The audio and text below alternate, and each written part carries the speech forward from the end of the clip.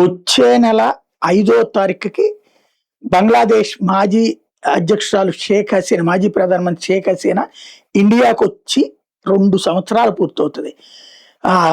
నిరసనలు అణచివేయడంలో ఆమె పాత్ర ఉందంటూ సైన్యాన్ని వదిలారు కాబట్టి అంటూ ఆమె మీద కేసులు పెట్టి అరెస్టు, జైలు చేయడానికి రెడీ అయ్యారు. ఆల్రెడీ ఆ తర్వాత వచ్చినట్టు యూనస్, ఇప్పుడు వచ్చినట్టు బిఎన్పి కూడా బంగ్లాదేశ్ ఇంటర్నేషనల్ క్రైమ్స్ ట్రిబ్యునల్ అని ఒకటి ఏర్పాటు చేసి ఆమెకి ఏకంగా మరణశిక్ష కూడా విధించేశారు.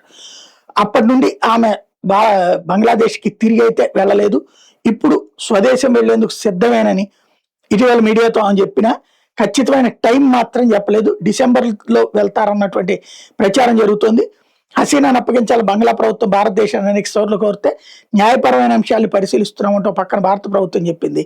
ఇప్పుడు ఆవిడ ఏమంటుందంటే స్వదేశానికి వెళ్ళిన తర్వాత వాళ్ళు నన్ను అరెస్ట్ చేయొచ్చు, చంపేసే అవకాశం కూడా ఉంది, అయినా నేను వెళ్ళాలి, నా పార్టీ నేతలు కార్యకర్తలు తీవ్రమైన అణచివేతకు గురవుతున్నారు, మరణం సంభవిస్తే నా తల్లిదండ్రులు ఖననం చేసిన చోట నా సొంత గడ్డపైనే చనిపోవాలని కోరుకుంటున్నా అంటూ హసీనా తాజాగా భావోద్వేగభరితమైన ప్రకటన చేసుకొచ్చారు.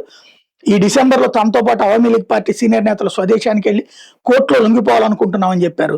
తన అప్పగింత మీద భారత ప్రభుత్వానికి బంగ్లా అధికారులు అనేక లేఖలు రాస్తున్నారని, ఈ నేపథ్యంలోనే ఈ నిర్ణయం తీసుకున్నానని చెప్పుకొచ్చారు.